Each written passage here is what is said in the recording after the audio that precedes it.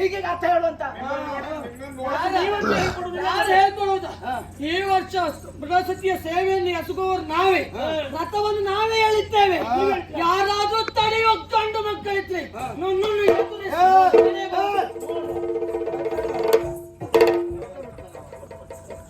ಎಂತಾಯ್ತು ನಿಮಗೆ?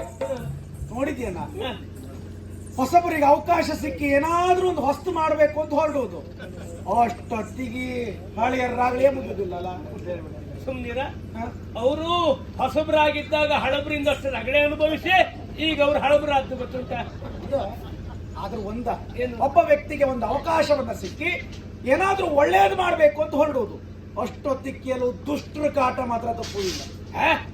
ಅವ್ರು ಯಾರು ಈ ವರ್ಷ ಇಲ್ಲ ಅಂತ ಸುದ್ದಿ ಉಂಟಪ್ಪ.